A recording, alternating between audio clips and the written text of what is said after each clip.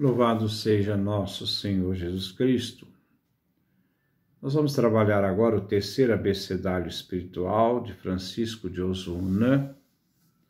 Estamos no quarto tratado. É o nosso 15º encontro. Esse 15º encontro, no capítulo 3º, de como deves guardar o coração. A alma tem 3 potências principais. A razão, que rege a alma, a irascível, com que se defende, a alma se defende, a do desejo, com a qual a alma obtém o que precisa.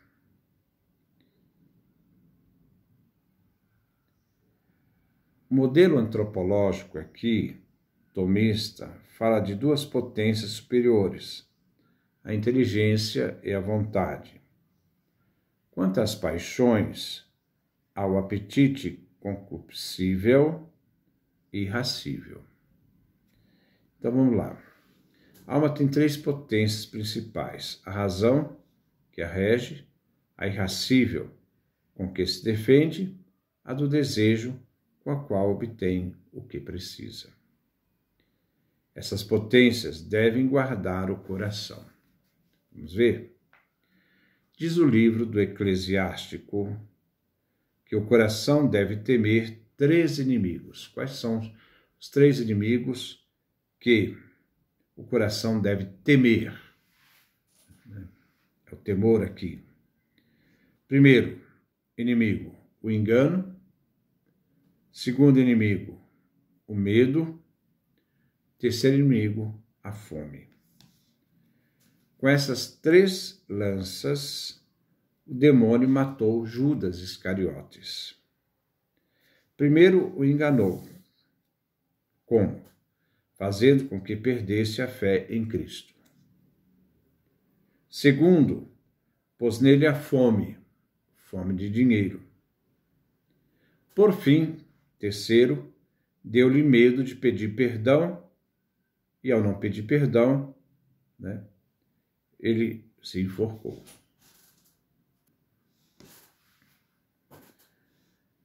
São os 3 inimigos da alma. É desta forma também que o demônio vence o coração desprotegido, esse coração desprotegido dos pecadores. Por isso, se querem seguir o conselho do livro do Eclesiástico, devem colocar como sentinelas do coração essas 3 potências que expomos. Qual? São elas, A razão, a irascível e o desejo.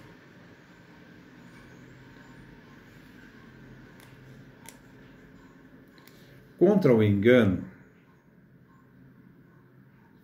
que no caso, nós estamos tratando aqui os inimigos da alma.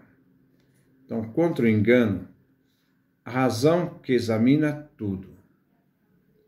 Então, usar a inteligência, o discernimento, a razão, para examinar tudo, para não nos deixarmos sermos enganados.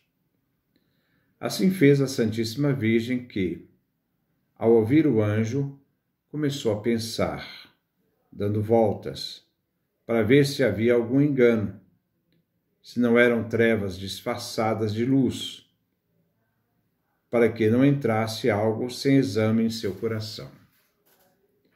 Contra o medo, deve-se pôr a potência irascível que defende a alma com zelo.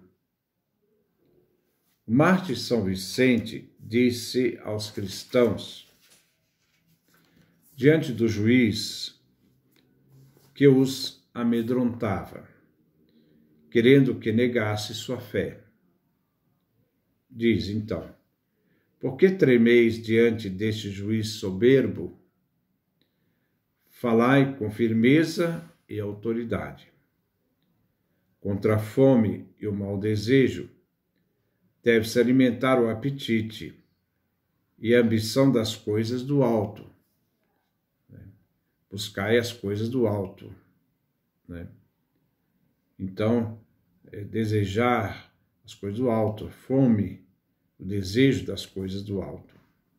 Quem deseja as coisas do céu, vence as coisas da terra.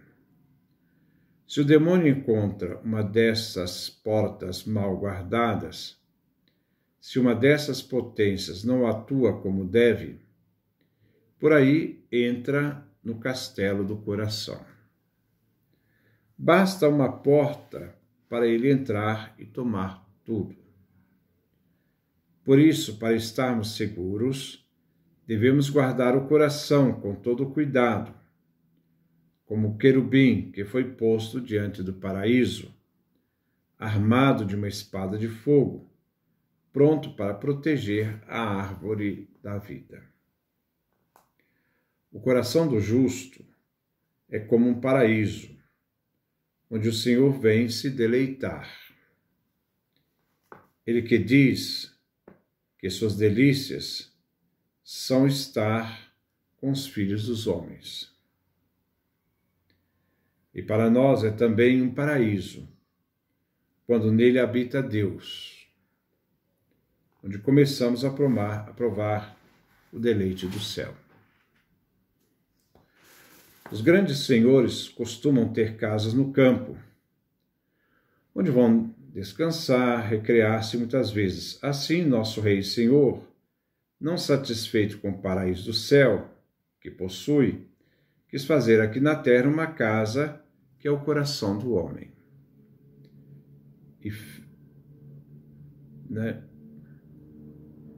Chama-o de paraíso porque, onde quer que ele esteja, está o paraíso presente. Terrenal porque o nosso coração está na terra. Se o nosso coração é um paraíso, o é pela graça do Senhor. A graça é como fonte que rege o jardim do paraíso. E se diz que a fonte principal do paraíso se divide em 4, que são as 4 virtudes cardeais. Quais são as virtudes cardeais? Justiça, temperança, fortaleza e prudência. Com elas, nossa alma pode produzir muitas obras boas. Um coração, assim, nunca deixa de bendizer a Deus, porque tudo dom e misericórdia de Deus. E no fim da vida, esse coração, que é paraíso na terra, é levado para a vida eterna, onde será para sempre paraíso celestial. Disse que o paraíso foi plantado por Deus no princípio do mundo. Assim Deus plantou em nosso coração, no início da nossa vida, o batismo, com o qual infundiu a fé, a esperança e a caridade.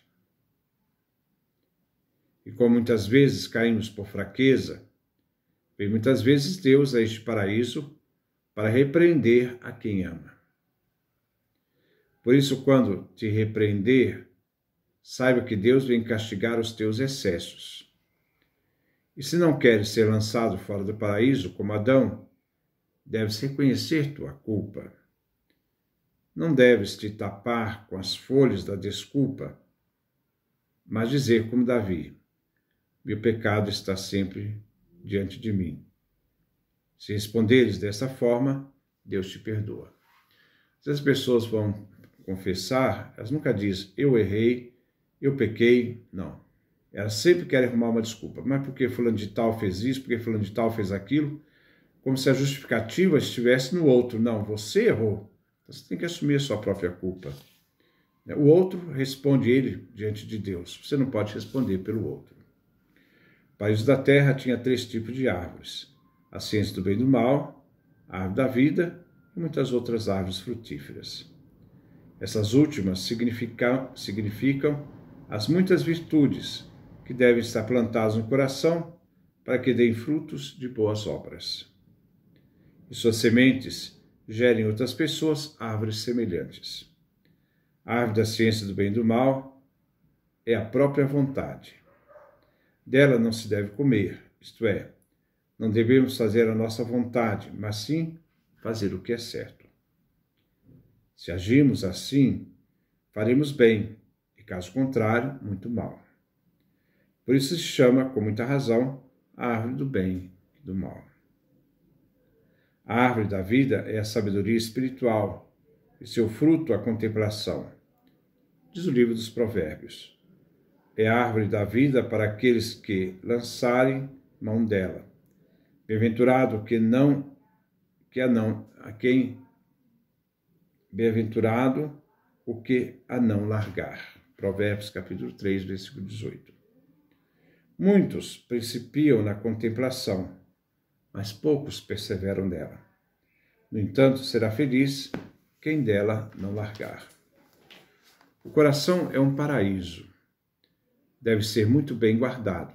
3 portas foram colocadas no paraíso para impedir que alguém entrasse e comesse da árvore da vida.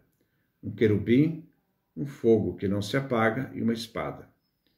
O querubim é um anjo com muita ciência e sabedoria, que não pode ser enganado pelos homens. O fogo se juntou à espada para que nem as lágrimas, nem a astúcia dos homens pudessem vencer. No interior do nosso coração precisamos ter uma porta, tal qual um querubim, que é o entendimento das coisas espirituais, que nos impede de ser enganados pela malícia. A segunda porta do coração é a vontade, que deve ter o fogo do divino amor, para que se possam vencer as tentações do mundo.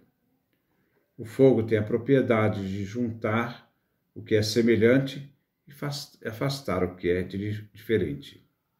O fogo do amor de Deus admite o que é bom e afugenta o que é mal e contrário à santidade. Então, essa é a nossa reflexão, né? Guardar o coração. Que Deus nos dê a sua graça, a sua bênção, sua face resplandeça sobre nós.